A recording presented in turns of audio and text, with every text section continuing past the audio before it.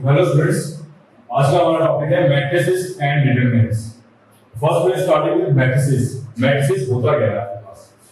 Matrix आपके पास होता है कि आपके पास कुछ एलिमेंट्स को रोज और कॉलम की फॉर्म में अरेंज करो। Element can be number, element can be alphabets, element can be name of any substance, any elements. कुछ भी हो सकता है आपके पास, उनको आप रोज और कॉलम की फॉर्म में अरेंजमेंट करो। जैसे एग्जांपल ले लेते हैं, आपके पास मैट्रिक्स को आप कैपिटल लेटर से capital A, capital B, capital C लिखोगे आप, जो भी एलिमेंट आएंगे वो रोज और कॉलम की फॉर्म में, और उसे आपने स्क्वायर ब्रैकेट में लिखना है, लाइक 1 2 3 -1 4 6 ऐसे आपने लिख दिया, लाइक 1 4 6 ये भी आपके पास आ गया। ओके, तो रोज मतलब हॉरिजॉन्टल लाइन, कॉलम मतलब वर्टिकल लाइन, और रोज और कॉलम की फॉर्म अरेंजमेंट करने को हम कहते हैं मैट्रिसेस। ठीक है, मैट्रिक्स में आपके पास होता है एक ऑर्डर। ऑर्डर का मतलब ये जो मैट्रिक्स है वो किस ऑर्डर की है। ऑर्डर का मतलब रोज कितनी है और कॉलम कितनी है। जैसे यहाँ पे 2 रोज हैं तो 2 रोज आ गई और 3 कॉलम आ गई तो 2/3। यहाँ पे देखिए 3 रोज हैं और कॉलम 1 है, 3:1, और 3:1 होता है 3, तो यहाँ पे देखिए 3 एलिमेंट है, और 2 3 6, यहाँ पे नोट करोगे तो आप 6 एलिमेंट है। ऑर्डर का मतलब आपके पास अगर ऑर्डर n क्रॉस n है तो इसका मतलब n क्या है, n क्या है नंबर ऑफ रोज, और n क्या है नंबर ऑफ कॉलम। तो रो और कॉलम का बताना मतलब ऑर्डर।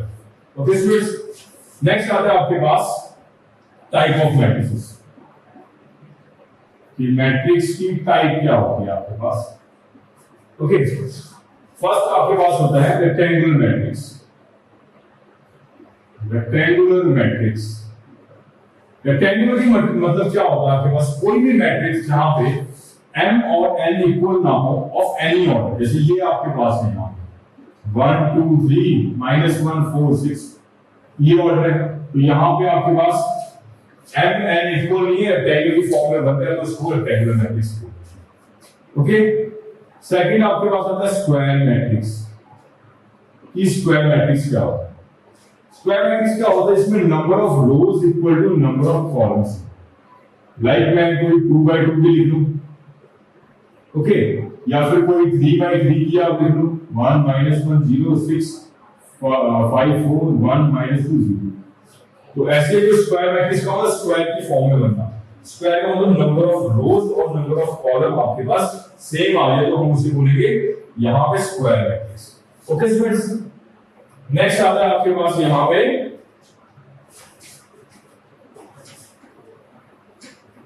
टाइप ऑफ मैट्रिक्स में नेक्स्ट आपके पास है रो मैट्रिक्स। रो मैट्रिक्स क्या होता है, जिस मैट्रिक्स में आपके पास रो एक होगी और कॉलम जितने बचे। लाइक मैं एग्जांपल देता हूं आपके पास, देखिए 1 2 -, इसमें रो एक है और कॉलम 3 है।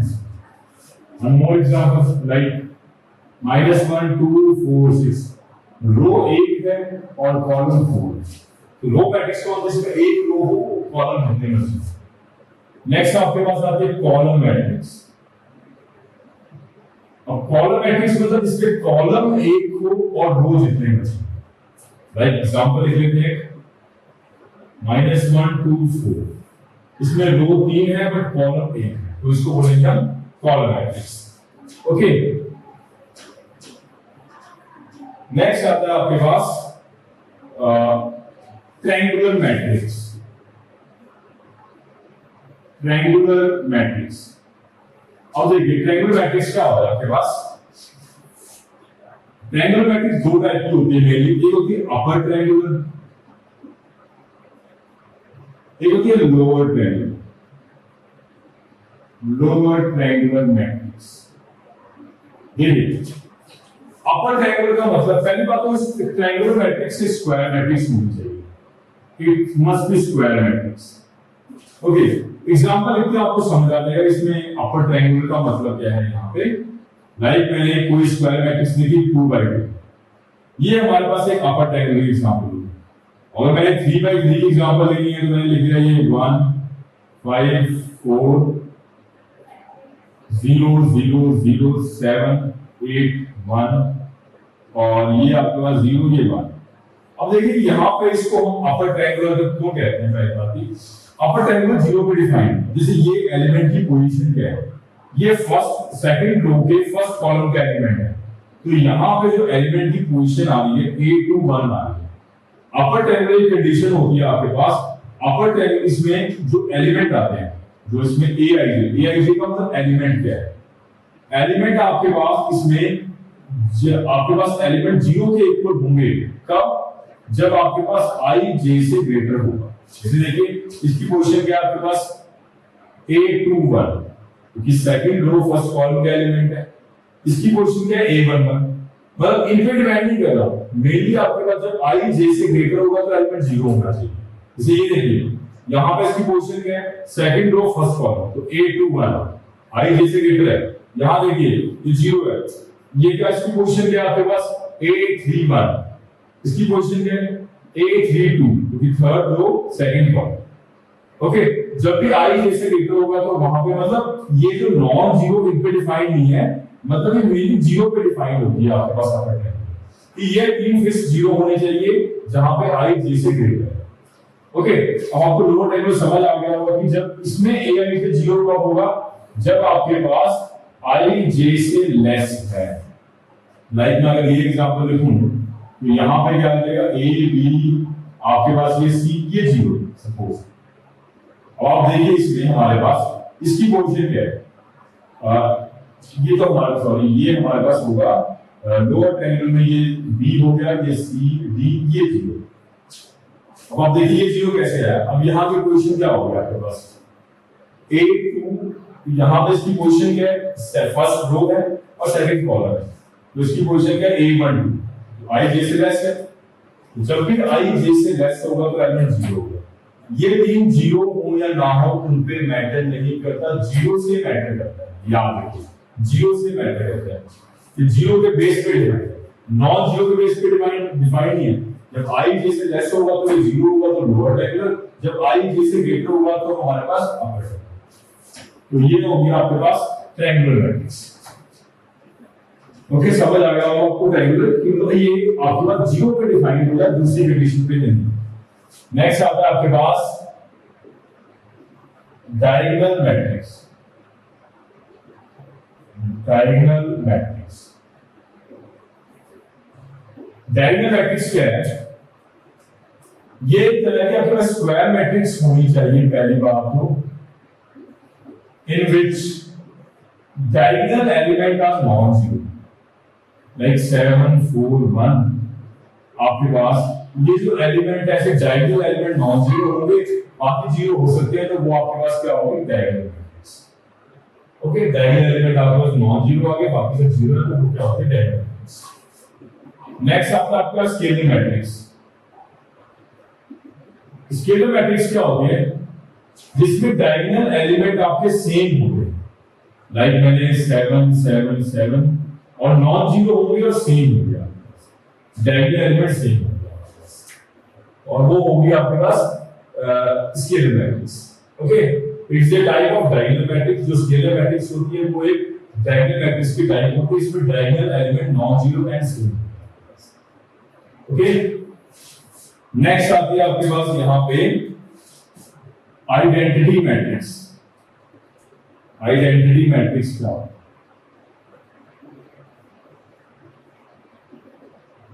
आइडेंटिटी मैट्रिक्स क्या है, आइडेंटिटी मैट्रिक्स स्क्वायर मैट्रिक्स होती है जिसके डायगोनल के एलिमेंट 1 1 1 होंगे, बाकी सारे जीरो। इसको बोलेंगे I3 बिकॉज इट फिगर देगी ऑर्डर। अगर 2/2 की होगी तो हमारे पास लाइक है आइडेंटिटी मैट्रिक्स। ओके, इसका एक और नाम होता है यूनिट मैट्रिक्स। ओके, नेक्स्ट होता है आपके पास idempotent matrix. Idempotent matrix, idempotent matrix क्या होता है, इसमें A का स्क्वायर इक्वल टू A आ जाए, उसको बोलेंगे आइडेम्पोटेंट मैट्रिक्स। अगर कोई मैट्रिक्स इस कंडीशन को सेटिस्फाई करती है जिसमें आपके पास A का स्क्वायर करने पे A आ जाती है, तो उसको कहेंगे आइडेम्पोटेंट मैट्रिक्स। नेक्स्ट आपके पास क्या है, इनवॉल्यूटरी मैट्रिक्स। इनवॉल्यूटरी मैट्रिक्स, जिस मैट्रिक्स में A का स्क्वायर करें और आई यानी आइडेंटिटी मैट्रिक्स आ जाए उसको बोलेंगे आप इनवॉल्यूटरी मैट्रिक्स। ओके, नेक्स्ट आपके पास होता है निलपोटेंट मैट्रिक्स। निलपोटेंट मैट्रिक्स, अब देखिए निल का मतलब जीरो होता है हमारे पास। अब ऐसे हमारे पास एक ही कोई भी पावर लेके फाइनली जीरो आ जाए, n can be 2, n can be 3, n can be 4, any power, ठीक है। आपके पास अगर n can be any power, it can be a natural number, जो भी पावर जीरो आ जाएगा तो आप यहाँ पे जो ए मैट्रिक्स होगी उसको बोलोगे निलपोटेंट मैट्रिक्स।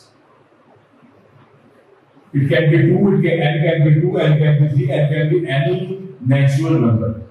Okay? और जो इसका n जिस पावर में आपके पास जो लोएस्ट पावर जिसमें आपका जीरो बन जाएगा उसको बोलेंगे उसका इंडेक्स। इंडेक्स, ओके, ये हो गया निलपोटेंट मैट्रिक्स। नेक्स्ट आपके पास देखिए अब टाइप ऑफ मैट्रिक्स और भी रहेंगे, पहले आप आपके पास अब देख लेते हैं कि यहाँ पे दो मैट्रिक्स को आप algebra of matrix, algebra of matrix में आता है आपके पास दो मैट्रिक्स को आप प्लस माइनस मल्टीप्लाई ये सब कैसे करेंगे। अब देखिए जब दो मैट्रिक्स को प्लस या माइनस करना है आपने तो अब याद रखिए हमेशा ऑर्डर सेम होना चाहिए दो मैट्रिक्स का। ऑर्डर सेम नहीं होगा तो प्लस या माइनस नहीं होने वाला। जैसे मैं कोई एग्जांपल लेता हूं, जैसे 1 2 3 -1 0 1, इसको मैं अगर आप देखिए अगर ऐसे प्लस करो तो प्लस पॉसिबल ही नहीं है, ये दोनों का ऑर्डर सेम ही है। इसका ऑर्डर आपके पास 3 रोज है 2 कॉलम्स है, इसमें 3 रोज है 1 कॉलम है, तो आपके पास यहाँ पे प्लस करने के लिए ऑर्डर सेम होना चाहिए तभी प्लस या माइनस। और प्लस या माइनस करेंगे कैसे आप, पहले एलिमेंट को पहले से प्लस करेंगे, सेकंड को आप सेकंड से, ऐसे ही नेक्स्ट हमारे पास ऐसे आप प्लस करेंगे, ऐसे ही माइनस करेंगे। तो प्लस या माइनस करने के लिए ऑर्डर सेम होना चाहिए। अब नेक्स्ट आता है मल्टीप्लाई करने के लिए कि मल्टीप्लाई का फंडा है, how to multiply the matrix which is very important. अब आप ए और बी मैट्रिक्स है, सपोज जो मल्टीप्लाई करके सी आएगा और मल्टीप्लाई कब डिफाइन होगा, जैसे ए का ऑर्डर n क्रॉस n है तो b का ऑर्डर n क्रॉस p है।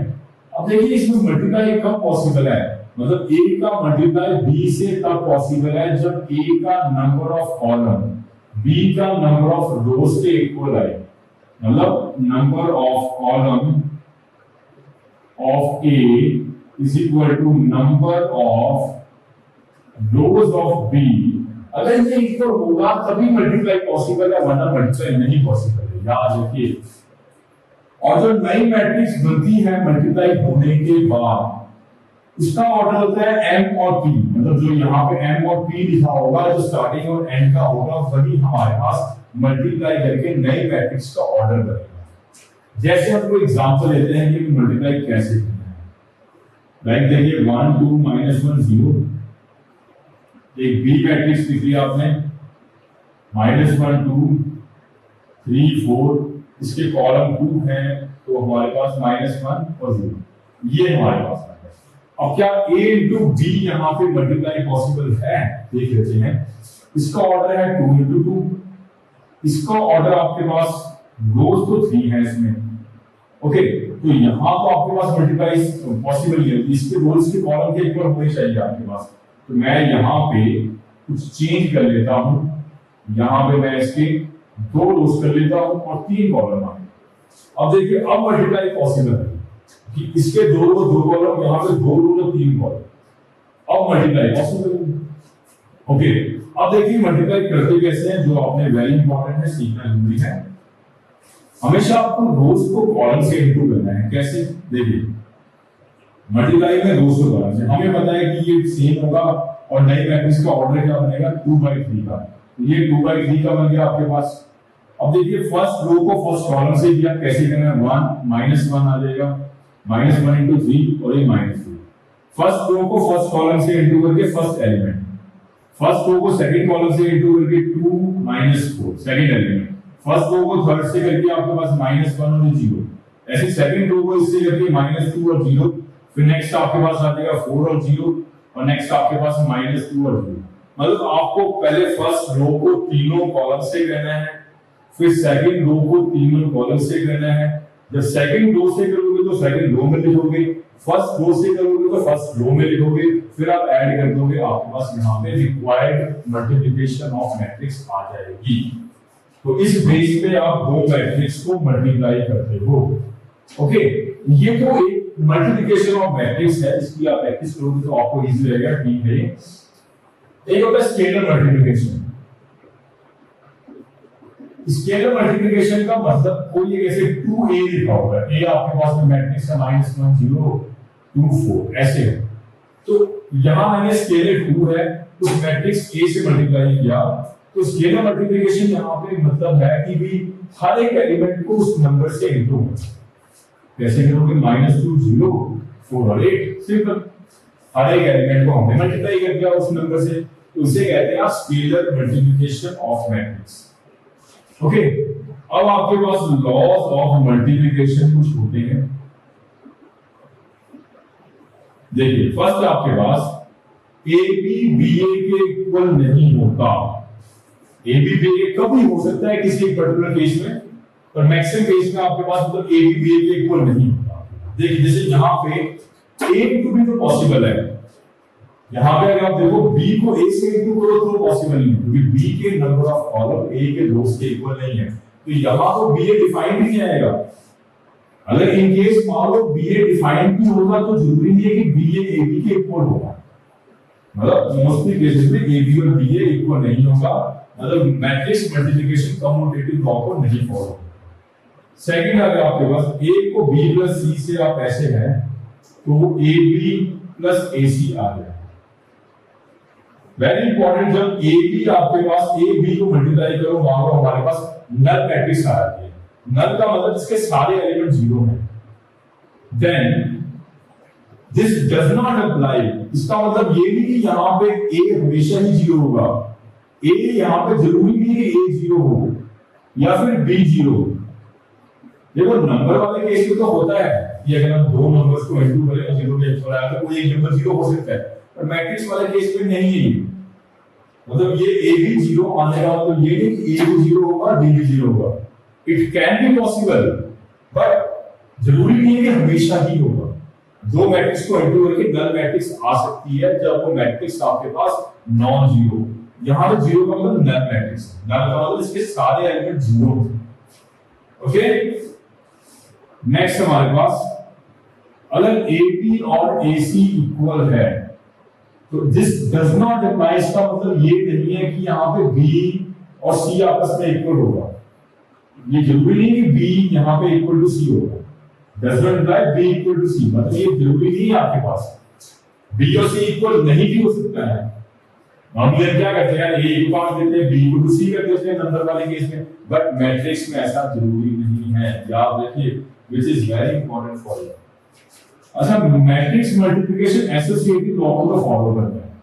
अगर हम ए बी को सी से इंटू करें या फिर ए को बी सी से इंटू करें तो सेम आंसर है। ओके, नेक्स्ट आता है आपके पास ट्रांसपोज ऑफ मैट्रिक्स। मैट्रिक्स का ट्रांसपोज कैसे निकालते हैं, देख लेते हैं। मैट्रिक्स का ट्रांसपोज कैसे निकालते हैं। ट्रांसपोज का मतलब होता है रोज को कॉलम में चेंज करना, उसे हम ट्रांसपोज कहते हैं। जैसे मैं एग्जांपल लेता हूं, कोई एक मैट्रिक्स हमारे पास 1 2 3 4 -1 6 है। इसका जब ट्रांसपोज करोगे तो ट्रांसपोज का सिंबल होता है ए के ऊपर टी बना दो या फिर ए के ऊपर डैश बना दो। तो ट्रांसपोज का मतलब आपके पास first row become the first column and second row become the second column. इसे कहते हैं transpose of matrix, transpose. Okay, अब ट्रांसपोज की कुछ प्रॉपर्टीज होती है जो आपने याद रखनी है। अगर ए का ट्रांसपोज करोगे तो दोबारा ए बन जाएगा। अगर ए बी का होल ट्रांसपोज वो A transpose plus B transpose के इक्वल है। ओके, अच्छा, very important, that is reversal law. Transpose का रिवर्सल लॉ पे क्वेश्चन आया हुआ है IIT मेंस में।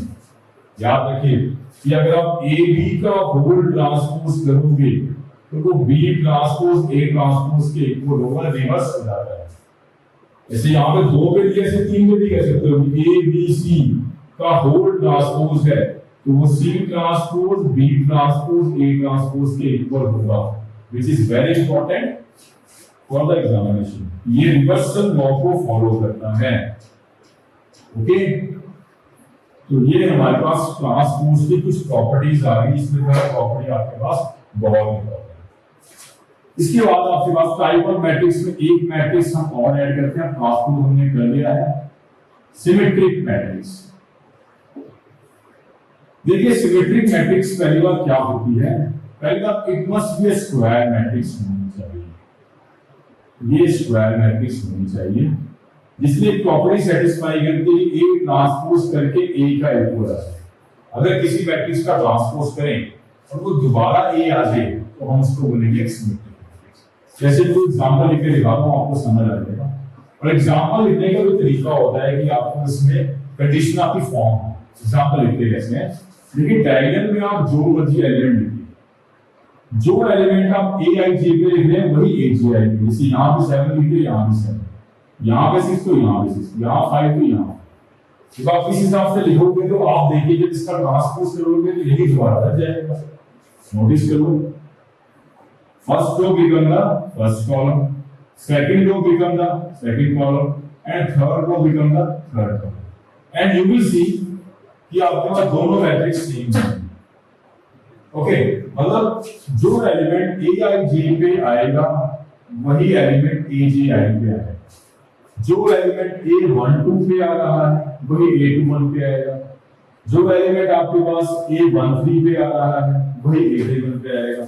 जब आप इस बेस पे लिखोगे तो आपकी कभी गलती नहीं होगी। ओके, ये आ गया आपके पास सिमेट्रिक मैट्रिक्स। नेक्स्ट आता है आपके पास skew symmetric matrix. Skew symmetric matrix क्या होती है हमारे पास, देखें स्क्यू सिमेट्रिक मैट्रिक्स भी एक स्क्वायर मैट्रिक्स ही होती है। स्क्वायर मैट्रिक्स होनी चाहिए, it must be a square matrix. Okay, जिसमें आपके पास A transpose equal to minus A, मतलब A I J is equal to minus of A J। अब देखिए इसकी भी एग्जांपल लिखने का तरीका है। ये फिक्स है कि डायगोनल में आपने यहाँ पे 0 0 0 ही लिखना है, ये फिक्स है। ओके, अब जो एलिमेंट आप A12 पे लिख रहे हो वही सेम लिखिए पर साइन चेंज कर दीजिए। जो एलिमेंट आप A31 पे लिख रहे हो वही लिखिए A13 पे और साइन चेंज कर दीजिए। जो एलिमेंट आप A23 पे लिख रहे हैं वही लिखिए A32 पे और साइन चेंज कर दीजिए। जब आप इस हिसाब से लिखेंगे तो आपके पास A transpose equal to minus A आ जाएगा। तभी मैंने एलिमेंट के लिए कंडीशन लिखी है। तो ये A आई जे होता है, ये एलिमेंट के लिए होता है। And you will see कि A ट्रांसपोज क्या आएगा, first row become the first column, second row become the second column, and third row become the third column. And अगर आप यहाँ से माइनस कॉमन ले लोगे 0 2 -3 -2 0 4 and -3 -4 0, and you will see आपके पास यहाँ पे हमने लिखा था फर्स्ट, यहाँ माइनस आ गया था तो हमने माइनस। अब आपके पास देखिए कि दोबारा ये ए मैट्रिक्स ही बन गई, मींस यहाँ पे A transpose equal to minus A बन गया। So this matrix is a skew symmetric matrix. Okay, next देख लेते हैं आपके पास। नेक्स्ट आपके पास बड़ी इंपॉर्टेंट मैट्रिक्स है, इस पे डेफिनेशन पे क्वेश्चन आए थे और कुछ इंपॉर्टेंट है बड़ी ज्यादा आपके पास, that is orthogonal matrix. Orthogonal matrix. अच्छा, ऑर्थोगोनल मैट्रिक्स क्या होती है, इसमें हमारे पास अगर A को A ट्रांसपोज से इंटू करो या फिर A ट्रांसपोज को A से इंटू करे और I आ जाए तो हमारे पास बोलेंगे A क्या होगी, ऑर्थोगोनल मैट्रिक्स। यहाँ पे I का मतलब क्या है, आइडेंटिटी मैट्रिक्स। जो मैट्रिक्स इस कंडीशन को सेटिस्फाई करेगा A इंटू A ट्रांसपोज और either A transpose into A into करे और I बन जाएगा, तो उसको बोलोगे आप यहाँ पे orthogonal matrix. Okay students, next बेटा आपके पास आता है डिटरमिनेंट्स के बाद। डिटरमिनेंट्स देखिए डिटरमिनेंट मतलब किसी मैट्रिक्स की वैल्यू को डिटरमाइन करना। कैसे? डिटरमिनेंट पहली बार जब भी निकालना है तो हमेशा ये स्क्वायर मैट्रिक्स का निकालना। मैट्रिक्स में आपके पास स्क्वायर ब्रैकेट्स होते थे, यहां पे स्ट्रेट ऐसे लाइन से लाइक मैं 2/2 का मुझे निकालना है तो डिटरमिनेंट से -1 0 ये 7 2 2/2 का निकालना है तो फंडा क्या हमारे पास, इसको इससे इनटू बीच में माइनस, तो आंसर आएगा डिटरमिनेंट निकालना है 2/2 का द स्क्वायर मैट्रिक्स। अगर आप 3/3 का कोई एग्जांपल ले लेते हैं लाइक -1 0 1 2 -1 3 0 4 1, इसका डिटरमिनेंट निकालना है तो हमारा फंडा क्या होगा, देखिए तरीका सीखिए। पहला प्लस माइनस प्लस, अगर आप फर्स्ट रो के अबाउट निकाल दो तो -1 देखो प्लस साइन है तो -1 प्लस साइन के साथ, फिर ये रो गई ये कॉलम गया, मतलब ये चार एलिमेंट को लिख लीजिए -1 3 4 1, ये माइनस ऑफ 0 मतलब ये प्लस माइनस 0 ऐसे, फिर ये रो गई ये कॉलम क्या है 2 3 0 1, ये लिख दिया आपने। तो जिस एलिमेंट की बात हो रही है वो रो और वो कॉलम हटा दीजिएगा। अगला आपका +1 प्लस के साथ 1, ये रो गई ये कॉलम गया, यानी 2 -1 0 4, ठीक है। ये कितना आ गया -1 -1 -12 -13, ये आ गया 0, ये आ गया 8 -0, 13 + 8, आप इसका आंसर 31 आ जाएगा, आंसर निकाल सकते। इस हिसाब से यहाँ पे आप 3/3 का 4/4 का 5/5 का डिटरमिनेंट इस हिसाब से निकाल सकते हैं। ओके, नेक्स्ट हमारे पास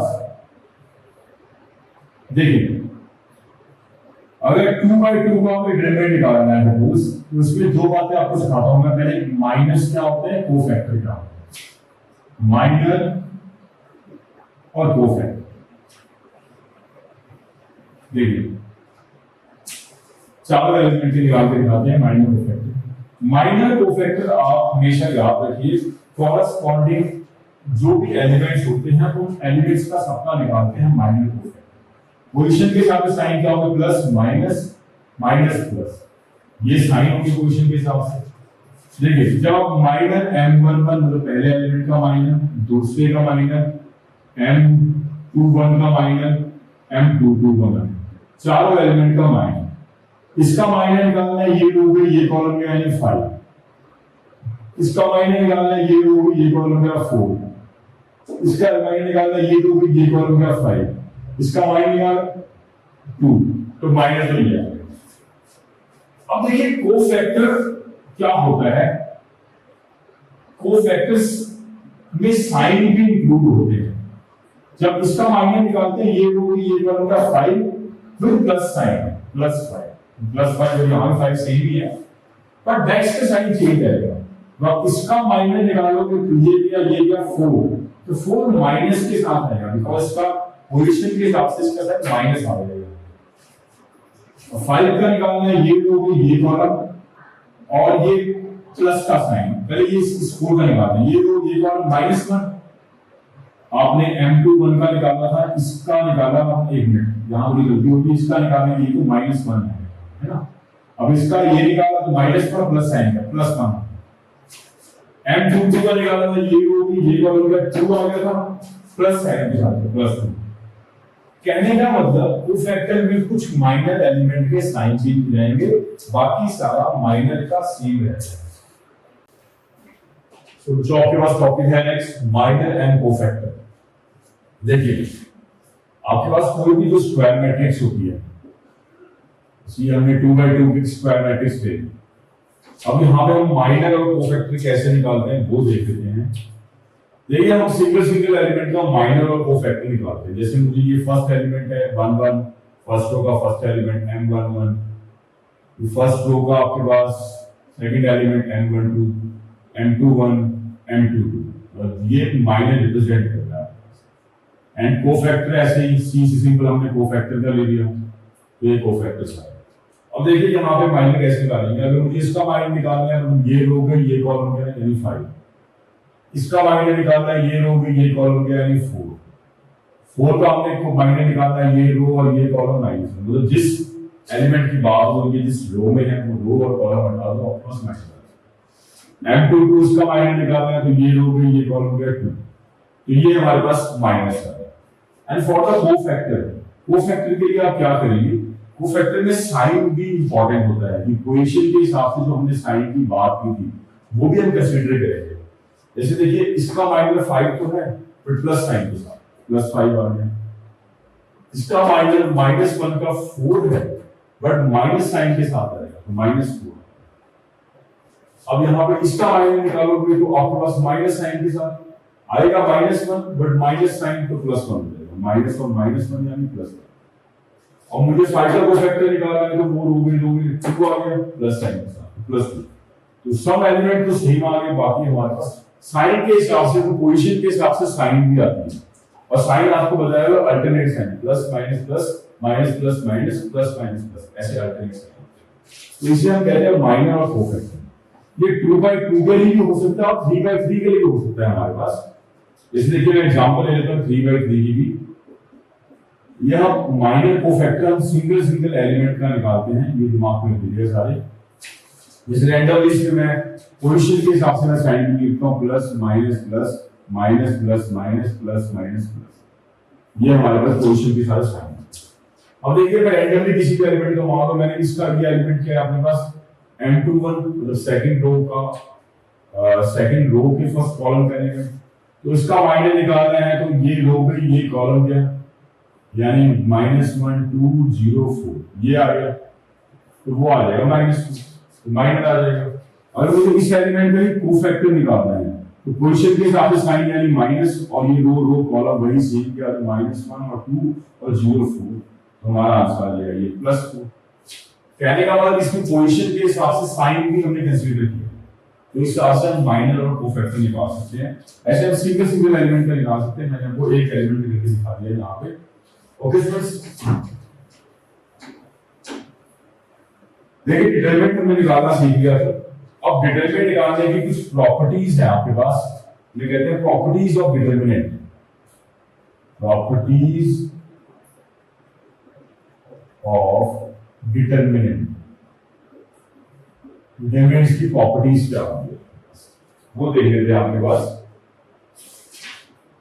देखिए प्रॉपर्टीज मेनली इसलिए करते हैं कि हमें डिटरमिनेंट सॉल्व करना आसान है। फर्स्ट आपके पास ये कि अगर किसी का डिटरमिनेंट निकालते हुए कोई भी अगर आपके पास एक रो या फिर एक कॉलम, जैसे यहां तो मैंने एक रो ले लिया, एक रो या फिर एक कॉलम, अगर सारे एलिमेंट 0 आ जाए तो इसका डिटरमिनेंट क्या होगा 0। ओके, इफ एनी रो और any column are 0 then its determinant is 0। ये एग्जांपल से लिखा गया। सेकंड प्रॉपर्टी आपके पास है, अगर आपके पास कोई 2 रोज और कॉलम प्रोपोर्शनल है देन हमारे पास उस मैट्रिक्स का डिटरमिनेंट जो आएगा वो 0 आ जाएगा। ये किस हिसाब से आपके पास देख लीजिए, जैसे एग्जांपल ले लेते हैं इसमें, लाइक हमने 1 2 3 2 4 6 और ये 0 1 2। अब आप देख लीजिए इसमें क्या है आपके पास, डिटरमिनेंट जब निकालोगे आप तो आप सेकंड रो में से 2 कॉमन ले सकते हैं। कॉमन लेना है डिटरमिनेंट में से, एक रो में से एक कॉलम में से लेना है, तो 1 2 3। यहां पे आप देखिए 2 रो सेम आ गए, पहले 2 रो प्रोपोर्शनल थी, मतलब ये इसका ट्वाइस था, सेकंड रो जो फर्स्ट रो की ट्वाइस थी। तो 2 रो अगर सेम आ जाए या फिर 2 रो प्रोपोर्शनल हो, ट्वाइस हो थ्राइस हो, तो इसका डिटरमिनेंट क्या आता है 0। ओके, थर्ड प्रॉपर्टी आपके पास, अगर कोई 2 रोज या कॉलम हम इंटरचेंज करते हैं तो डिटरमिनेंट की वैल्यू का साइन चेंज हो जाता है। जैसे एग्जांपल लेते हैं 2 1 4 3, इसमें अगर मैं इसका डिटरमिनेंट कितना आ रहा है 6 4 और 2 आ रहा है, अगर मैं इसमें कॉलम 1 और कॉलम 2 को इंटरचेंज कर दूं देन यू विल सी कि इसका डिटरमिनेंट की वैल्यू का साइन चेंज हो जाएगा। जो पहले 2 आ रहा था वो -2 आ रहा है, तो डिटरमिनेंट की वैल्यू का साइन चेंज हो जाएगा। मतलब कभी भी आप दो रो इंटरचेंज करो तो बाहर माइनस लगा लो, तो अल्टीमेटली आपका डिटरमिनेंट की वैल्यू का साइन चेंज। ओके, नेक्स्ट आपके पास कॉमन वाली हमें डिस्कशन करने की, अगर जब भी मुझे कॉमन जैसे 2 4 1 4 6 है, जब भी मुझे डिटरमिनेंट में से कॉमन लेना है तो मुझे एक रो या फिर एक कॉलम में से लेना है। मैट्रिक्स में से आप सिंगल सिंगल एलिमेंट लेते हो, और डिटरमिनेंट में से जब भी कॉमन लेना है तो आपने एक रो या फिर एक कॉलम में से, जैसे मैंने फर्स्ट रो में से 2 निकाला, सेकंड रो में से 2 निकाला, तो बाहर 2 2 आ गए, यहाँ आ गया 1 2 3 4, तो ऐसे बन जाएगा आपके पास। फिर देखिए इसमें फिर 2 आ रहा है, तो एक 2 और लिख के मैं यहाँ 1 2 लिख सकता हूँ। कहने का मतलब जब भी आपने कॉमन लेना है तो आपने 1 रो या फिर 1 कॉलम में से कॉमन लेना है। ओके स्टूडेंट्स, नेक्स्ट देख लीजिए आपके पास। देखिए जैसे आपके पास अगर कोई a प्लस बी और ये c प्लस डी और ये f, ऐसे आपके पास एक डिटरमिनेंट है आपके पास, तो आप एक डिटरमिनेंट को दो डिटरमिनेंट में ब्रेक कर सकते हो। कैसे? फर्स्ट आप देखिए, फर्स्ट आपने कॉलम फिक्स रखा और ये सेकंड आपके पास सेम आ गया, फिर सेकंड कॉलम आ गया हमारे पास, तो ऐसे हम इसमें दो में या फिर दो से ज्यादा में ब्रेक कर सकते हैं एलिमेंट के अकॉर्डिंग।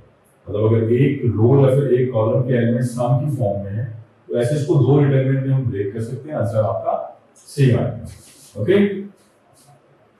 नेक्स्ट आता है आपके पास, अगर आपके पास देखिए ये प्रॉपर्टी ऑपरेशन बेस्ड प्रॉपर्टी है, क्या कहती है? जैसे हमारे पास अगर हम किसी भी एक रो को दूसरी रो के हेल्प से, जैसे ये हमारे पास इसका डिटरमिनेंट निकालते हैं, तो 10 माइनस हमारे पास 4 आ गया 6।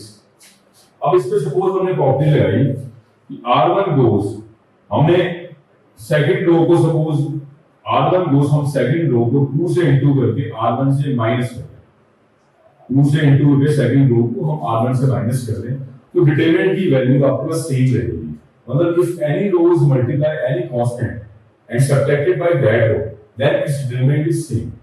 तो किसी भी एक रो या फिर किसी भी एक कॉलम को दूसरे रो या कॉलम की हेल्प से अगर हम चेंज करते हैं by the scalar multiplication, then add to that, या फिर माइनस करते हैं, मल्टीप्लाई डिवाइड नहीं करना, प्लस माइनस करना है, तो आपके पास आंसर सेम आएगा। तो आप देखो चेक कर लीजिए यहाँ पे, जैसे मैं इसमें इसको 2 से इंटू किया, इससे माइनस किया 0, इसको 2 से इंटू किया, इससे माइनस किया 4 माइनस 10 माइनस 6, और ये 1 और 5, देन यू विल सी, देखिए इसका आंसर 0 माइनस माइनस 6, आंसर 6 आ गया। तो डिटरमिनेंट की वैल्यू का आपके पास साइन सेम था। ओके स्टूडेंट्स, तो ये प्रॉपर्टी बेस्ड है which is important for you. Next आता है आपके पास differentiation of determinants, differentiation of determinant. Determinant का आपने डिफरेंशिएट कैसे करना है? जैसे हमारे पास एक हम डिटरमिनेंट ले लेते हैं कोई, लाइक fx gx hx, और हमारे पास कुछ भी ले लिया हमने, h sx ले लिया, सपोज ऐसे कुछ ले लिया, मतलब फंक्शन ऑफ x की फॉर्म में है। अब देखिए इसका डिटरमिनेंट को हमने डिफरेंशिएट कैसे करना है। जब मैं इसका d by dx डिफरेंशिएट करूंगा x के रिस्पेक्ट में, तरीका क्या होता है हमारे पास? पहले आप फर्स्ट रो या फिर फर्स्ट कॉलम का डिफरेंशिएट कीजिए। मैं सपोज मैं फर्स्ट रो का मैंने डिफरेंशिएट कर दिया, कीपिंग सेकंड रो सेम, फिर आपने फर्स्ट रो सेम रखा, सेकंड कॉलम का डिफरेंशिएट, सेकंड रो का डिफरेंशिएट कर दिया। ओके, एक बारी में आपने एक रो का करना है, आइदर फर्स्ट रो और सेकंड। पहले आपने फर्स्ट रो का किया, सेकंड रो सेम रखा, फिर प्लस पाके आपने फर्स्ट रो को सेम रखा, सेकंड रो का डिफरेंशिएट किया। ऐसे में 3/3 का होता, तो आपके पास मतलब इस पे स्क्वायर मैट्रिक्स का यही करना है। तो आपने पहले आपने फर्स्ट रो का डिफरेंशिएट लेना है, फिर बाकी दो रो से, फिर प्लस पाके सेकंड रो का डिफरेंशिएट बाकी दो रो से, फिर थर्ड रो का। ऐसे सेम आप कॉलम वाइज भी कर सकते हैं, कोई इशू नहीं। जैसे मुझे इसको और कॉलम वाइज करना होता तो मैं कैसे करता हूं? फर्स्ट कॉलम का डिफरेंशिएट, सेकंड कॉलम सेम, फिर first column same, second column का डिफरेंशिएट। आप ऐसे कर सकते हैं इसको डिफरेंशिएट। ओके, तो ये तो 2/2 के लिए आपके पास होगा। सेम कहानी आप 3/3 के लिए भी कर सकते हैं। ओके स्टूडेंट्स,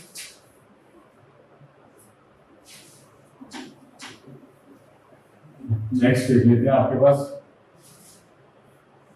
एक डेफिनेशन होती है एडजॉइंट ऑफ मैट्रिक्स। एडजॉइंट क्या होता है आपके पास?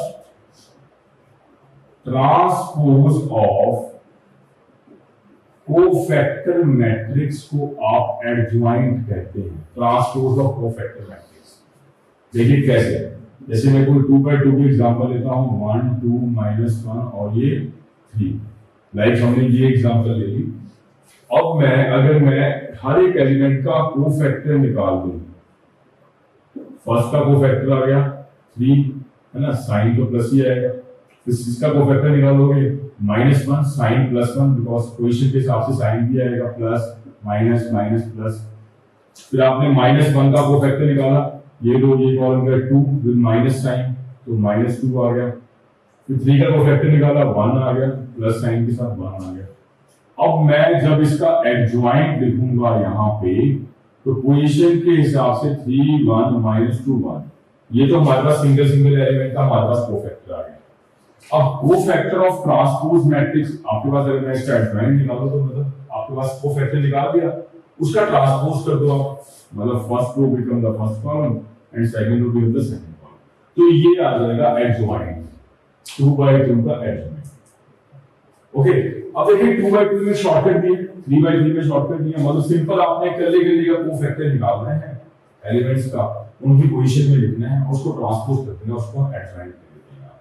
ओके स्टूडेंट्स, अब देखिए इसका शॉर्टकट क्या है कि हमारे पास कि डायगोनल एलिमेंट को आप इंटरचेंज कीजिए। जैसे यहाँ पे 3 यहाँ 1 चला गया, डायगोनल एलिमेंट इंटरचेंज हो गए और नॉन डायगोनल एलिमेंट का साइन चेंज हो गया। जैसे यहाँ पे 2 और -1 है तो इसका -2 और 1 है, तो ये शॉर्टकट भी हो गया हमारा सेगमेंट। ओके, अब यहाँ पे एडजॉइंट समझ आ गया, ट्रांसपोज ऑफ कोफैक्टर मैट्रिक्स है ना। अब एक प्रॉपर्टी होती है कि अगर ए को मैं एडजॉइंट ए से मल्टीप्लाई करूंगा तो ए डिटरमिनेंट इनटू आई आ जाएगा।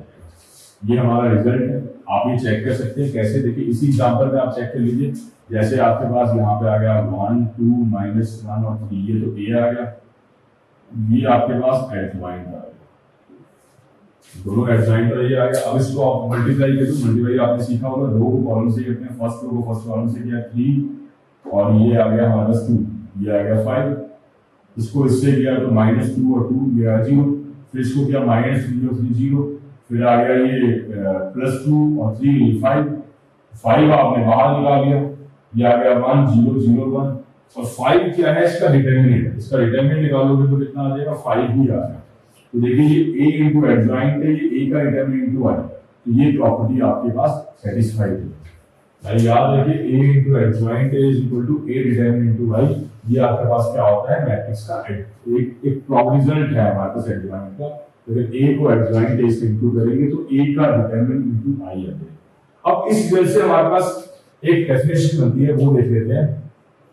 इनवर्स ऑफ मैट्रिक्स क्या होता है? इनवर्स ऑफ मैट्रिक्स क्या होता है देख लेते हैं। देखिए अगर आप किसी एक मैट्रिक्स को दूसरी मैट्रिक्स से मल्टीप्लाई करें और आई आ जाए, आइडेंटिटी मैट्रिक्स आ जाए, देन हम कहते हैं कि जो बी है वो ए का इनवर्स है। ओके, ये डेफिनेशन, ए को बी से इनटू करें आई आ जाए तो बी ए का इनवर्स है। अब देखिए यहां से बी की वैल्यू हम निकालेंगे कैसे। ये तो हमने कंडीशन लिख ली, हमारे पास एक ये कंडीशन है, यहाँ पे देख लीजिए।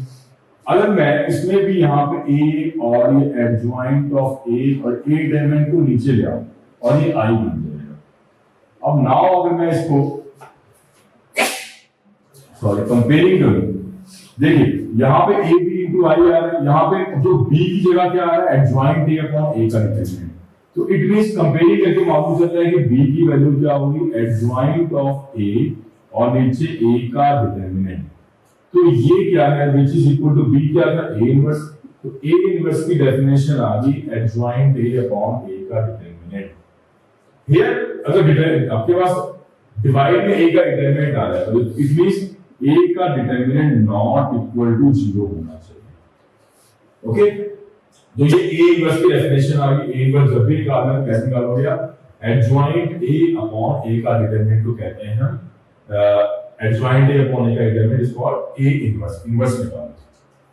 ओके, अच्छा इसकी डेफिनेशन भी कर लेते हैं। हमारे पास ये अगर ए का डिटरमिनेंट इक्वल टू 0 आएगा तो उसे हम कहते हैं सिंगुलर मैट्रिक्स। किसी मैट्रिक्स का डिटरमिनेंट अगर इक्वल टू 0 है तो वो सिंगुलर है, और मैट्रिक्स का डिटरमिनेंट नॉट इक्वल टू 0 है तो उसे बोलते हैं non singular. Okay, non singular. ये सिंगुलर नॉन सिंगुलर की हमारे डेफिनेशन। ये आपको रिजल्ट समझ आ गया होगा कि इनवर्स आप निकालना है कैसे। आपको इनवर्स सिंपल इस हिसाब से आप इनवर्स निकाल सकते हो। अच्छा, कुछ हमारे पास रिजल्ट है, प्रॉपर्टीज ऑफ एडजॉइंट है, या आप एडजॉइंट की प्रॉपर्टीज जो आपके पास रिक्वायरमेंट होती है। एक तो हमने करा दी पहली आपको, a into adjoint of a is equal to a determinant into, पहला रिजल्ट तो ये आ गया आपके पास। ओके, सेकंड आपके पास अगर मुझे adjoint of a into b करना है तो ये भी रिवर्सल लॉ की तरह ही फॉलो होता है। एडजॉइंट ऑफ b आगे आ जाता है और एडजॉइंट ऑफ a उसके बाद आएगा, रिवर्स हो जाएगा आपके पास, रिवर्सल। थर्ड आपके पास आता है एडजॉइंट ऑफ a का जो डिटरमिनेंट होता है वो a का डिटरमिनेंट की पावर n-1 आती है। एडजॉइंट a का determinant is equal to a determinant की पावर n-1। यहाँ पे जो n है यहाँ पे वो ऑर्डर ऑफ स्क्वायर मैट्रिक्स है, ऑर्डर ऑफ स्क्वायर मैट्रिक्स है। 3/3 की 4/4 की, तो n इसमें 3 आ जाएगा। ओके, यहाँ पे जो आप एडजॉइंट और इनवर्स दोनों निकालते हो वो स्क्वायर मैट्रिक्स का ही फिजिकल है। जो सारी कहानी है एडजॉइंट की, इनवर्स की, सिंगुलर की, नॉन सिंगुलर की, ये सब आपके पास स्क्वायर मैट्रिक्स पे ही चलेगा। बिकॉज हम डिटरमिनेंट में जो भी चीजें होती हैं वो सब स्क्वायर मैट्रिक्स में होती हैं। जो डिटरमिनेंट जब इवैल्यूएट करते हैं तो इटसेल्फ स्क्वायर मैट्रिक्स का ही करते हैं, तो इसलिए ये हमारे पास स्क्वायर मैट्रिक्स का आ जाएगा। ओके, नेक्स्ट एक रिजल्ट है हमारे पास एडजॉइंट। अगर मैं एडजॉइंट ऑफ एडजॉइंट ए निकालूं तो ये किसके इक्वल आता है आपके पास a का डिटरमिनेंट की पावर n-2 into a। ये भी डायरेक्टली रिजल्ट आपके पास यूज हो जाता है, this is important for you. और अगर मैं एडजॉइंट ऑफ एडजॉइंट a का डिटरमिनेंट निकालूंगा तो वो आता है a का डिटरमिनेंट की पावर n-1 का होल स्क्वायर। ये आता है हमारे पास एडजॉइंट ऑफ एडजॉइंट a का डिटरमिनेंट, a का डिटरमिनेंट का n-1 का होल स्क्वायर। तो ये आ गया हमारे पास। ये 4-5 रिजल्ट हैं हमारे पास एडजॉइंट के जो आपके लिए इंपॉर्टेंट है, जो आपको काम है। ओके स्टूडेंट्स, इसमें से ये रिजल्ट बड़ा कॉमनली यूज होता है आपके पास, और ये भी यूज होता है काफी, और वो भी हमारे पास है, ये इंपॉर्टेंट है। थर्ड वाले के क्वेश्चन आए होंगे आपके पास मेंस में। देखिए, अगर हम दो मैट्रिक्स का इनवर्स निकालते हैं, मान लो a और b का इनवर्स, तो ये भी रिवर्सल लॉ फॉलो करता है। ये b का इनवर्स और a का इनवर्स इक्वल होगा। डिटरमिनेंट में ये भी प्रॉपर्टी है कि अगर a b का डिटरमिनेंट निकालो तो वो a का डिटरमिनेंट और b के डिटरमिनेंट के इक्वल होता है। चाहे वो आप b a का डिटरमिनेंट निकालो वो भी सेम आएगा, चाहे आप b और a ट्रांसपोज का डिटरमिनेंट निकालो अलग अलग वो भी सेम आएगा, चाहे b और दोनों का ट्रांसपोज का डिटरमिनेंट निकालो वो भी सेम आएगा। तो ये हमारे पास डिटरमिनेंट की कुछ प्रॉपर्टी है कि डिटरमिनेंट ऐसे ब्रेक हो जाता है। ओके,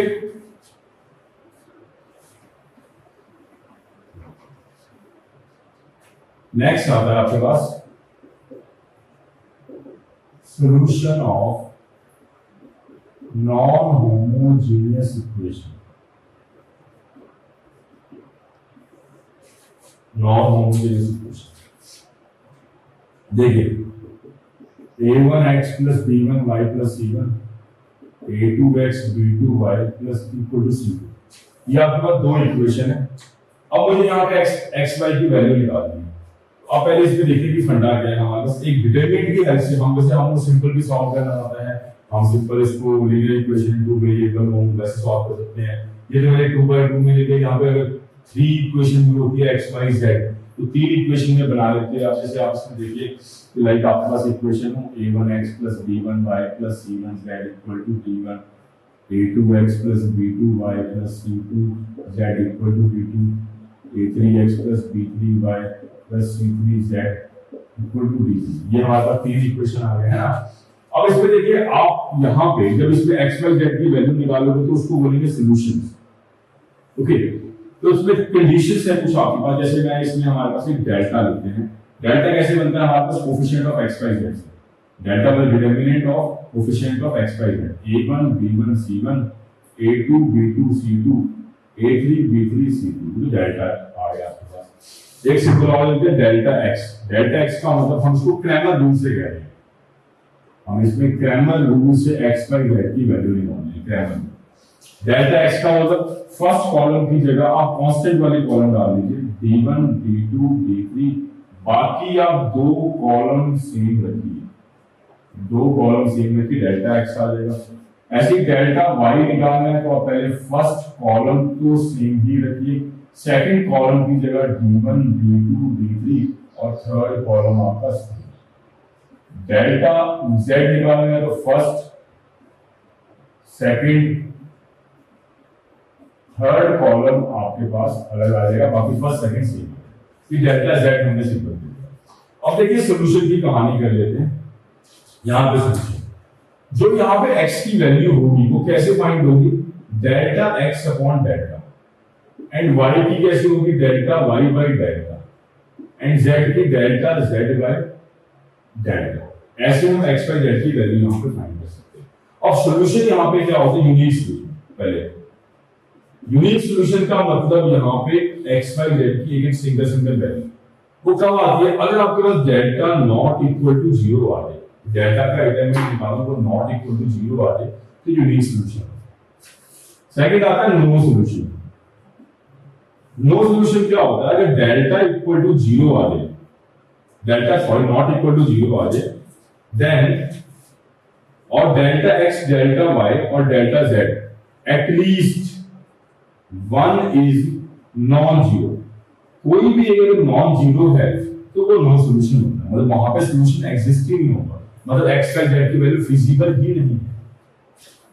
एक नेक्स्ट क्लास होता है इनफिनिटली मैनी सॉल्यूशन, मतलब आपके पास इनफिनिट सॉल्यूशन होते हैं इक्वेशन के। वो कब होता है, अगर delta delta x delta y और डेल्टा z सारे इक्वल टू 0 आ जाए, तब आपके पास होता है इनफिनिटली मैनी सॉल्यूशन। ओके, तो यहाँ पे नॉन होमोजेनियस इक्वेशन का मतलब राइट साइड में कांस्टेंट्स हैं, नंबर्स, इसे कहते हैं आप सॉल्यूशन निकालना। यहां से आप सॉल्यूशन निकाल सकते हो x y z की वैल्यू, वो आप सिंपली पुट करके निकाल सकते हो, पर यहाँ पे हम डिटरमिनेंट की हेल्प से सॉल्यूशन निकालना सीख रहे हैं।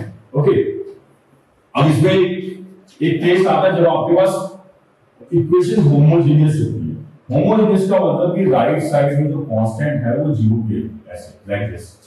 तो यहाँ पे सॉल्यूशन की दो पॉसिबिलिटी होती है। सॉल्यूशन होते हैं दो टाइप के, या फिर सॉल्यूशन ट्रिवियल होते हैं या तो नॉन ट्रिवियल होते हैं। नॉन ट्रिवियल ठीक है। अब इसमें देखो ट्रिवियल का मतलब क्या है, ट्रिवियल का मतलब कि x y z की वैल्यू फिक्स है, वो 0 आएगी। अच्छा, वो कब आएगी, जब जो डेल्टा हमने यहाँ पे लिखा था, इसमें देखिए बड़ा सिंपल केस है। ट्रिवियल का मतलब फिक्स की एक उसके सॉल्यूशन 0 0 0 ही आ रहे हैं, कुछ निकालने की जरूरत नहीं। अगर डेल्टा नॉट इक्वल टू 0 है तो उसके ट्रिवियल सॉल्यूशन है, मतलब x y z की फिक्स वैल्यू है वो अपने पास 0 आ जाएगी। अगर आपके पास डेल्टा इक्वल टू 0 आ गया, डेल्टा ये 0 हो जाए, तो होता है इसमें infinitely many solution. Infinitely many solution, जिसको हम नॉन ट्रिवियल सॉल्यूशन भी कहते हैं यहाँ पे। ओके स्टूडेंट्स, सबको ये आपके पास सॉल्यूशन ऑफ होमोजेनियस इक्वेशन भी निकालना आ गया, व्हिच इज इंपॉर्टेंट। इसमें ट्रिवियल नॉन ट्रिवियल के क्वेश्चन एग्जाम में आ जाता है। नेक्स्ट एक रैंक होती है डेफिनेशन, वो रैंक निकालना सीखते हैं कि रैंक निकालते कैसे हैं आपके पास। देखिए सपोज आपके पास मैंने ये कोई एक मैट्रिक्स ले लिया, आपके पास ये मेरे पास एक 2/3 की मैट्रिक्स है ना। यहाँ पे अगर देखा जाए कि मैक्सिमम स्क्वायर मैट्रिक्स क्या बन सकती है, 2/2 की बन सकती है। ओके, तो अगर आपके पास कोई भी 2/2 की मैट्रिक्स, जैसे ये 2/2 ले लिया, ये 2/2 ले लिया, ये फर्स्ट 2/2 ले लिया, एनी 2/2 का एनी 2/2 की मैट्रिक्स आपके पास जिसका डिटरमिनेंट अगर नॉट इक्वल टू 0 आ जाएगा तो क्या आ जाएगी, रैंक 2 आ जाएगी। अगर हर एक 2/2 मतलब कोई भी 2/2 लेने के बाद सबका डिटरमिनेंट इक्वल टू 0 आ जाए, फिर हम 1/1 पे जाएंगे। फिर 1/1 चेक करें, 1 सिंगल एलिमेंट। तो अगर 1/1 भी कोई भी एक नॉन जीरो मिल जाता है, इसमें दिख रहा है वैसे 1/1 तो सिंपल नॉन जीरो है ये, तो इसकी रैंक 1 आ जाएगी। अगर सारे ही जीरो एलिमेंट नल मैट्रिक्स है तो उसकी रैंक नॉट है, क्योंकि रैंक हमेशा एक पॉजिटिव नंबर होता है। जैसे मैं एग्जांपल लेता हूं, तो मैंने कोई पहले 3/4 की मैट्रिक्स ली, समझाता हूं। 3/4 की आपने मैट्रिक्स ली, अब 3/4 में 3/3 की बहुत सारी मैट्रिक्स बन सकती है। पहले दो रो ले लो, लास्ट रो ले लो, या फिर कोई भी दो कॉलम में से 3/3 कोई भी ले लो।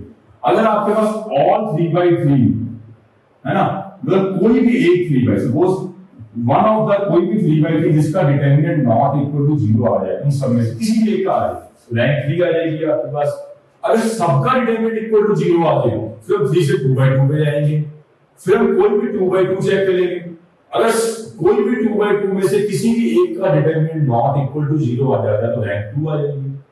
ओके, अगर सबका 0 आ जाता है फिर 1/1 पे जाएंगे। तो सिंपल सी बात है कि रैंक कैसे निकालते हैं। Rank is a order maximum value of order of the determinant in which its determinant is not equal to 0. Starting from अपने हाई से करना है, 3/4 ऐसे ले, कोई भी आपके पास मैट्रिक्स होती है तो उसमें आपने मैक्सिमम स्क्वायर मैट्रिक्स का नॉन जीरो डिटरमिनेंट देख लेना है, क्या किसका होगा, उस बेस पर आप रैंक निकाल सकते हो। Okay students,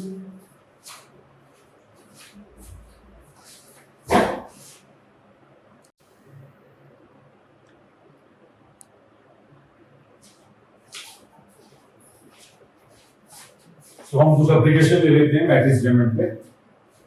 your first question is, हमें कहा हुआ है कि भी x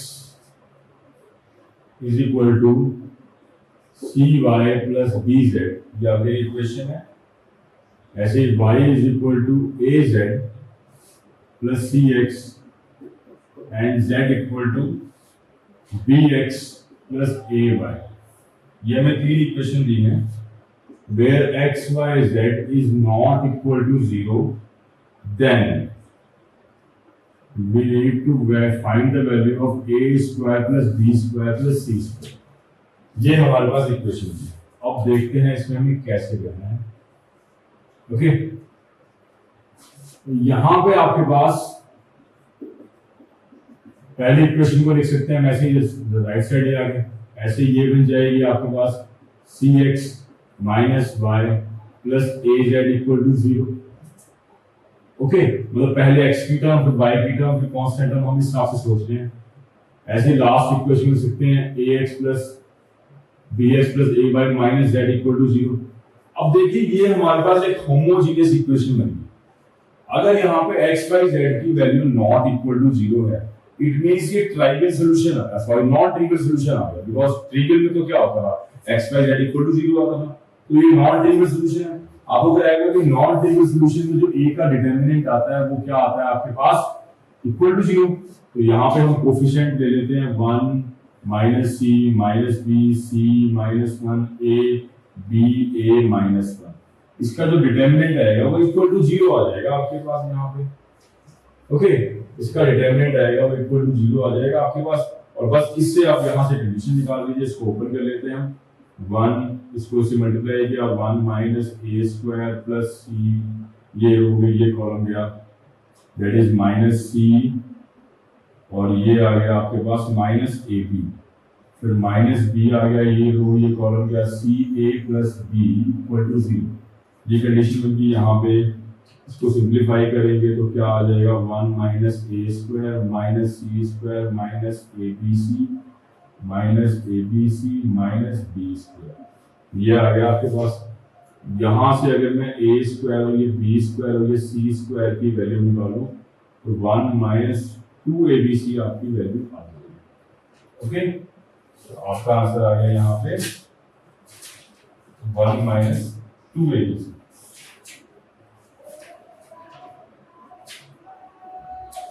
ओके, तो आंसर आ गया 1 माइनस 2abc। नेक्स्ट देख लेते हैं क्वेश्चन आपके पास।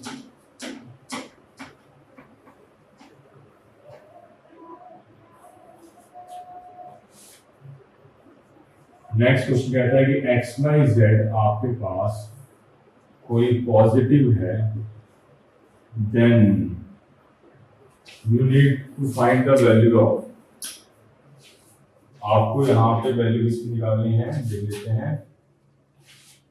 देन आपने वैल्यू निकालनी है 1 प्लस log y और x log zx, यहाँ पे है log xy, 1 log y base में log z बेस में y और log xy log yz equal to, ये इस चीज की आपने यहां वैल्यू निकाली है y और z। ओके, यहाँ पे इसमें z है, यहाँ पे इसमें y है, यहाँ पे इसमें x है। ओके, इसकी वैल्यू निकालनी है। आप यहाँ पे देखिए इसका डिटरमिनेंट कितना होगा, और डेफिनेटली इनको प्रॉपर्टीज से करेंगे तो आपके लिए आसान हो जाएगा। तो यहाँ पे हम प्रॉपर्टीज का यूज करके देखते हैं कि कैसे क्या होता है। अच्छा, यहाँ देखिए, इसको लिख सकते हैं y upon log x। log की प्रॉपर्टी लगाई है हमने, यहाँ पे डिटरमिनेंट की प्रॉपर्टी अभी नहीं लगाई है। ये ऐसे बन जाएगा, ये 1 सेम, ये आ जाएगा log x by log y, ये 1 same, log z by log y। Okay, so हम लास्ट रो को लिख सकते हैं log x log z log y log z equal to 1। ये हमारे पास बन गया। अच्छा, आप देखते हैं यहाँ तो log x बेस में, यहाँ पे log y बेस में, यहाँ पे log z बेस में। तो हम 1 को कुछ मॉडिफाई कर लेते हैं। हम 1 को लिख लेते हैं यहाँ पे log x by log x, actually 1 होता है। यहाँ भी log y by log y 1 होता है। ये log z by log z आपके पास 1। ओके, इससे हमारे पास क्या होगा कि हम फर्स्ट रो में से log x, सेकंड में से log y और थर्ड में से log z हम कॉमन ले लेते हैं। कॉमन लेने के बाद हमारे पास क्या बचेगा, देखिए यहां पे आ जाएगा log x log y log z, second में भी log x log y log z, और थर्ड में भी यही सेम आ गया log x log y और log z। अब बस हमें क्लियर दिख गया होगा, इसका मतलब हमारे पास कोई भी दो रो सेम आ गई तो इसका आंसर डिटरमिनेंट की वैल्यू कितनी आ जाएगी, 0। तो answer to this question is 0, because यहाँ पे देखिए लास्ट में दो रो आपके पास सेम आ गई। तो आपको पता है कि कोई भी दो सेम आ जाती है तो डिटरमिनेंट की वैल्यू क्या आती है आपके पास, 0।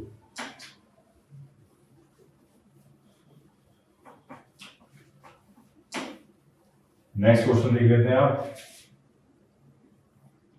आपको a की वैल्यू दी है अल्फा 0 1 1 और d की वैल्यू दी है 1 0 5 1। ये b की दी है। आपको कहता है a square equal to b है। आपने यहां पे अल्फा की वैल्यू फाइंड करनी है कि अल्फा की वैल्यू क्या होगी। देखिए पहले मैं यहां पे a स्क्वायर निकाल लेता हूं कि a स्क्वायर कितना होगा। a स्क्वायर के लिए यहां पे आप फर्स्ट रो को मल्टीप्लाई किया तो अल्फा स्क्वायर, ये 0, इसको इससे इंटू किया 0 0 0 आ गया, इसको इससे अल्फा प्लस 1, इसको किया 0 और 1 आ गया, ये आ गया a स्क्वायर की वैल्यू। आपको पता है अब a स्क्वायर b के इक्वल है तो ये 1 0 5 1 के ऐसे इक्वल आ जाएगा। अब इसे कंपेयरिंग करें, बिकॉज इक्वालिटी और मैट्रिक्स के हिसाब से कंपेयरिंग है तो फर्स्ट एलिमेंट के इक्वल, यानी अल्फा स्क्वायर इक्वल टू 1। ऐसे हमारा ये अल्फा प्लस 1 इक्वल टू 5 आ जाएगा।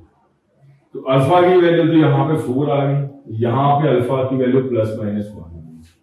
तो इन दोनों वैल्यू क्या हमारे क्लियर से रहेंगे, यहाँ पे अल्फा की वैल्यू -1 +1 और 4, नो, क्योंकि हमारे पास दोनों से कोई कॉमन कंडीशन बननी चाहिए। तो कोई कॉमन सोल्यूशन तो आया नहीं हमारे पास, तो हमारे पास आएगा यहाँ पे no value of alpha is possible here, क्योंकि कोई भी हमारे पास कॉमन सोल्यूशन नहीं आया।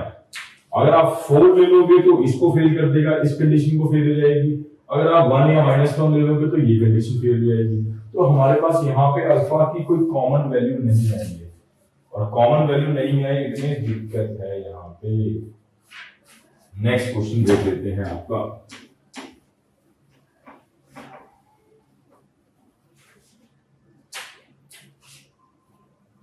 नेक्स्ट क्वेश्चन में दिया हुआ है ए आपके पास दिया हुआ है अल्फा टू अल्फा और आपको डिटर्मिनेंट ऑफ ए क्यूब ये दिया हुआ है 125 और अल्फा निकालना है। अब देखिए आपको डिटर्मिनेंट ऑफ ए क्यूब, अब बच्चे इसमें क्या करेंगे नॉर्मली पहले ए क्यूब निकालने बैठ जाएंगे। ए दिया हुआ है तो A square A cube, that become very difficult. इसमें एक प्रॉपर्टी यूज कीजिए कि डिटर्मिनेंट ऑफ ए का अगर यहाँ पे क्यूब है तो इसकी पावर में ऐसे क्यूब चले जाते हैं, मतलब ये ए क्यूब का determinant actually determinant of A का cube is equal to determinant of A का होल क्यूब के इक्वल हो जाएगा। तो ये प्रॉपर्टी लगाएंगे तो आपके पास अल्फा इजीली आ जाएगा कि हमारी पावर मतलब डिटरमिनेंट के हिसाब से कॉमन चली जाती है। तो यहाँ पे ए का डिटरमिनेंट आप निकाल के देख लीजिए क्या आएगा, alpha square minus 4।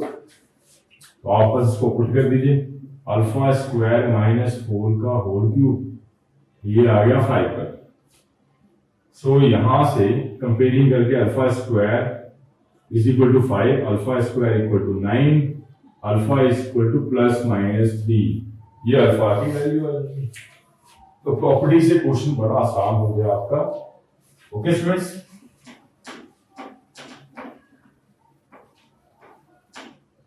Next question ले लेते हैं आपके पास। हमें कहता है कि ए की वैल्यू यहां पे 1 0 0 0 1 1 0 -2 और 4 है and the value of B is B नहीं आई है, आई तो बताइए 1 0 0 0 1 0 0 0 1, ये आपके पास आई दे रखा है एंड आपसे कहता है कि A inverse 1/6 A square C A plus D I ये निकाल के ये दी हुई है और हमें सी और डी की वैल्यू फाइंड करनी है। ठीक है, कहीं ना कहीं अगर इसको हम पहले ए स्क्वायर निकालें फिर ए निकालें फिर ए का इनवर्स निकालें, है ना, उन सबको इक्वल लेके कंपेयरिंग करें तो यहाँ पे लेंथी हो जाएगा। तो यहाँ पे इसका बड़ा अच्छा एक मेथड है, उसे हम कहते हैं यहाँ पे कैले-हैमिल्टन थ्योरम। एक कैले-हैमिल्टन थ्योरम है, उससे क्वेश्चन बड़ा आसान हो जाता है।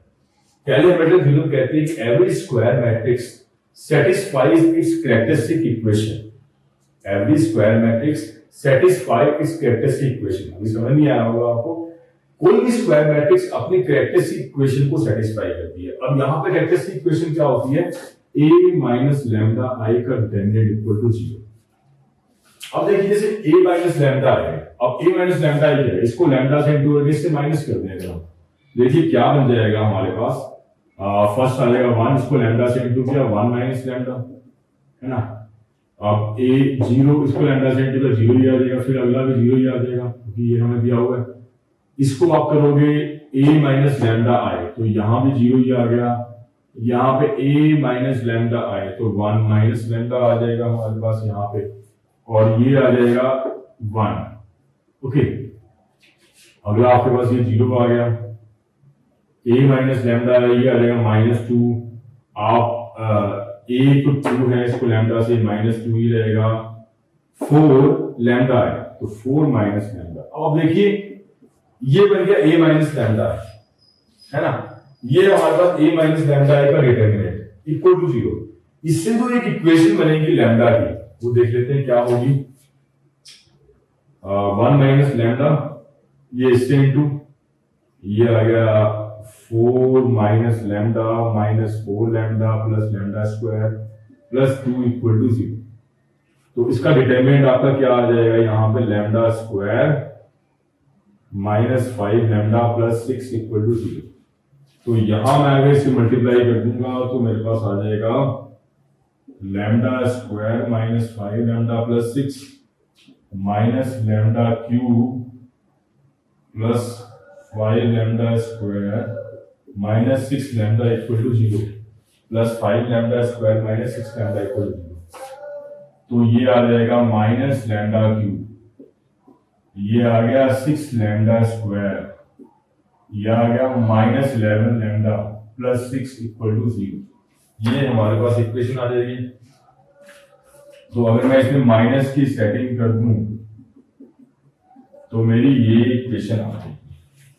अब देखिए यही, अब जो ये इक्वेशन आ गई एक्चुअली इसे कहते हैं कैरेक्टरिस्टिक इक्वेशन, जो a माइनस लैम्डा आई का डिटरमिनेंट जीरो के इक्वल लेके आती है। तो हमारी कैलकुलेटर थ्योरम क्या आती है कि every characteristic equation satisfy every square matrix satisfy the characteristic equation. ये आपके पास इक्वेशन आ गई।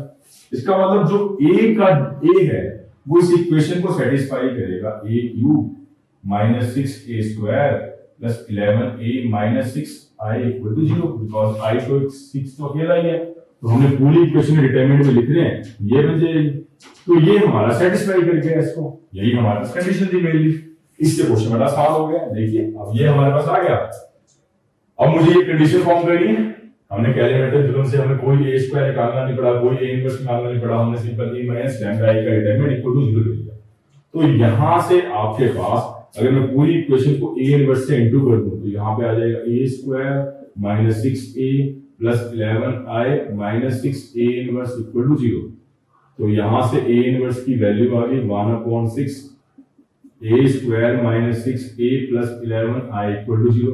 On comparing, we will get कि c equal to minus 6 and d is equal to 11. तो यहां से c और d की आपकी value with the help of calculator। Okay students, ये क्वेश्चन सारे नोट कर लीजिए।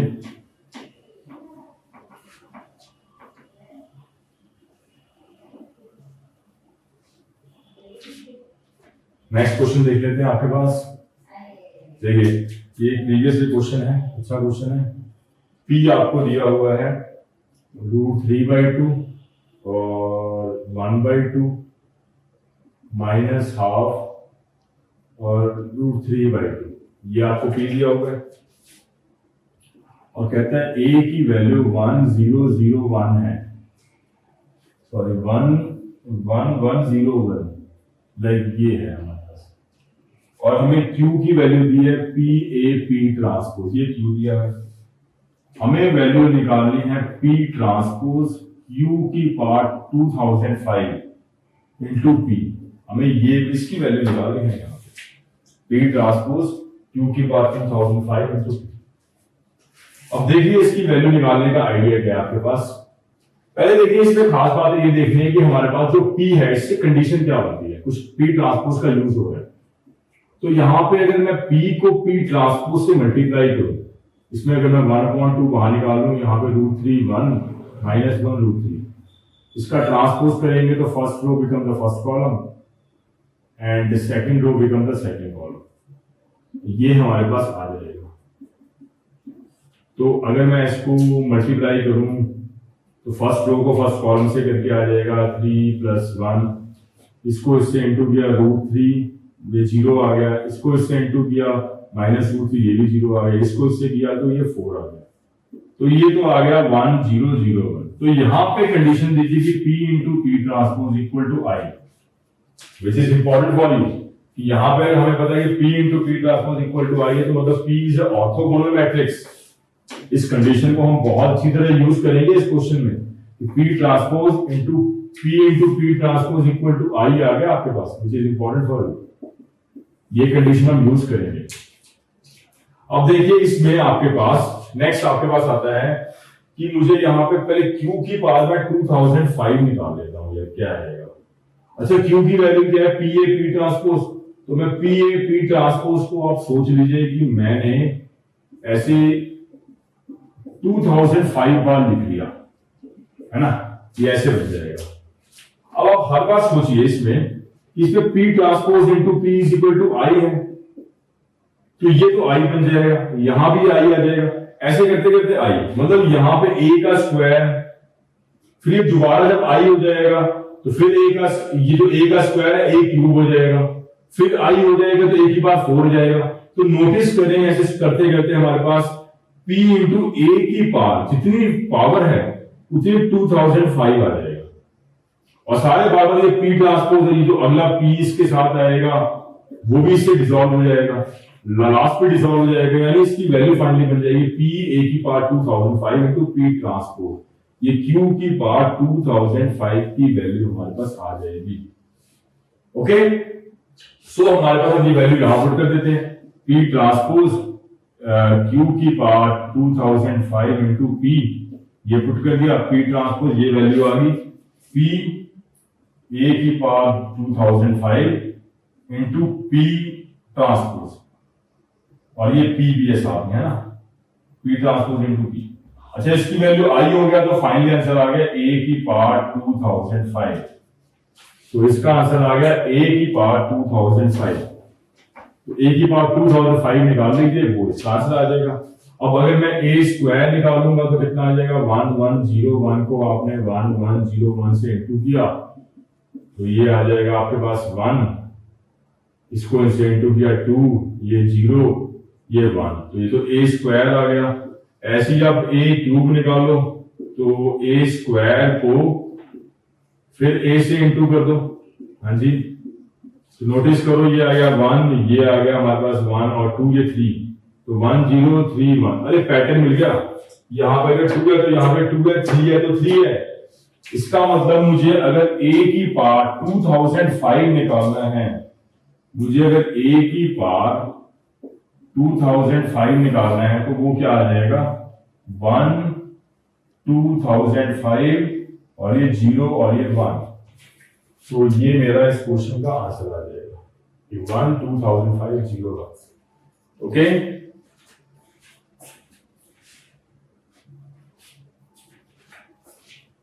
आपको समझ आ गया ये question?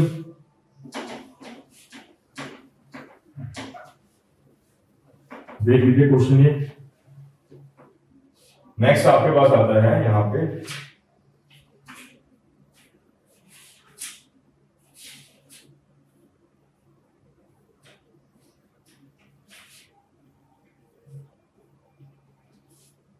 One one one A B C, यहां बी सी सी ए और ए बी ये दिया हुआ है, which is equal to lambda time, which is equal to lambda time A square B square और ये सी स्क्वायर, और ये आ जाएगा ए बी सी ये 1 1 1, ये हमारा इसके इक्वल दिया है। हमें यहाँ पे कहता है कि लैम्डा की वैल्यू फाइंड कीजिए, you have to find value of lambda. और देखिए इस क्वेश्चन में आपके पास फंडा क्या है, पहले मैं इसमें ऐसे करता हूँ, ये लेके ये बनाने की कोशिश करता हूँ, मतलब लेफ्ट साइड लेके राइट बना ले तो काम हमारा हो जाएगा। मतलब 1 A B C 1 B C A 1 C A B में लेके चलता हूँ। अब देखिए ए स्क्वायर और ए बी बनाने के लिए मैं क्या करता हूँ, पूरी इक्वेशन को यहां से फर्स्ट रो को मैं ए से मल्टीप्लाई करता हूँ, सेकंड को बी से, थर्ड को सी से, तो मैंने 1 ए बी सी से डिवाइड किया और यहां पे मैं ए बी सी से मल्टीप्लाई भी कर रहा हूं, ये आ गया आपके पास। अब देखिए कि मैं लास्ट रो में लास्ट कॉलम में से ए बी सी आपने कॉमन ले लिया,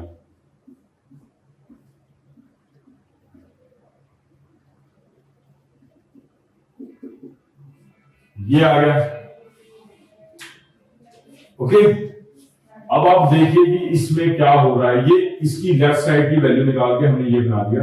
अब इसको अब ये इसके लगभग इसकी तरह बन गया, अब बस फॉर्म बनानी रहेगी। अब फॉर्म बनाने के लिए मैं पहला स्टेप तो ये करता हूं, इसमें आपके पास इस फॉर्म को लेके आपका आंसर बन जाएगा। देखिए क्या, इसको आप सॉल्व करेंगे, पहले आप इसका डिटरमिनेंट इसके ट्रांसपोज के डिटरमिनेंट के इक्वल होगा, तो इसका ट्रांसपोज क्या होगा, first row become the first column, that is ये फर्स्ट कॉलम है तो ये फर्स्ट रो बन गई, सेकंड कॉलम है तो सेकंड रो बन गया, थर्ड कॉलम थर्ड रो बन गया, तो इसका डिटरमिनेंट इसके इक्वल आ गया। ओके, अब आपको एग्जैक्टली सेम करना है इसको, तो आप ये दो रो को फर्स्ट और सेकंड रो को इंटरचेंज कर सकते हैं।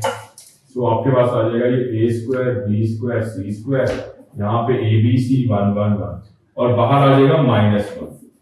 तो ऑन कंपेयरिंग हमें मालूम चल रहा है कि लैम्डा की वैल्यू यहाँ पे बाहर -1 आ, on comparing you will get कि here lambda is equal to -1 is your answer to this question. Okay students, simple comparing करके आप यहां पे इसका आंसर फाइंड कर सकते हैं।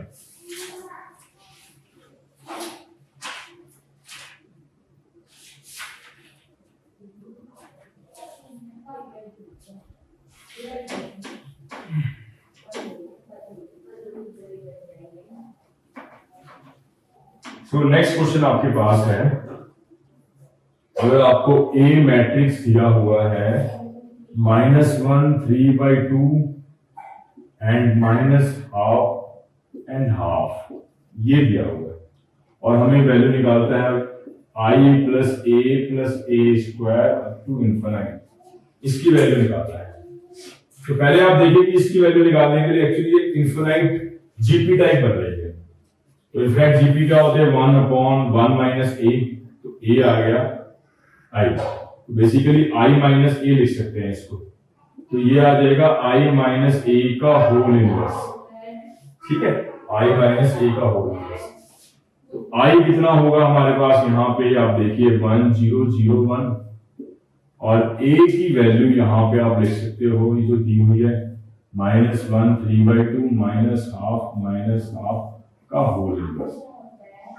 अब आपके पास देखिए माइनस करने पे क्या आ जाएगा, ये 1 - -1 2 0 -3/2 0 + हाफ, ये हाफ आ गया, 1 - हाफ, ये हाफ, इसका इनवर्स।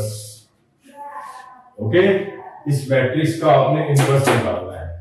इनवर्स आपने सीखा होगा कि किसी मैट्रिक्स का इनवर्स क्या होता है, एडजॉइंट अपॉन ए का एरिया। मैं अगर इसका एडजॉइंट निकालूंगा तो शॉर्टकट फंडा क्या होता है, इन दोनों को इंटरचेंज, इन दोनों के साइन चेंज, और नीचे इसका डिटरमिनेंट, जो भी इसका डिटरमिनेंट आएगा, इसका डिटरमिनेंट क्या बन जाएगा हमारे पास 1, और ये माइनस होगा तो -3/4 + 3/4, तो ये 7/4, इसको 7/4 से आप डिवाइड कर दोगे, सिंप्लीफाई करके जो आपका आंसर आ जाएगा वो यहाँ पे ये i - a का इनवर्स आ जाएगा, that will be your answer. Okay students, देख लीजिए इसमें हमारे पास इनफिनिट जीपी बन रही थी, पहले हमने जीपी का सामने लगाया, फिर हमने i - a की वैल्यू डाल दी, उसका इनवर्स निकाल दिया। इनवर्स का फॉर्मूला पड़ा हुआ है एडजॉइंट अपॉन ए का डिटरमिनेंट, उसके बेस पे हमने यहाँ पे सॉल्व कर दिया।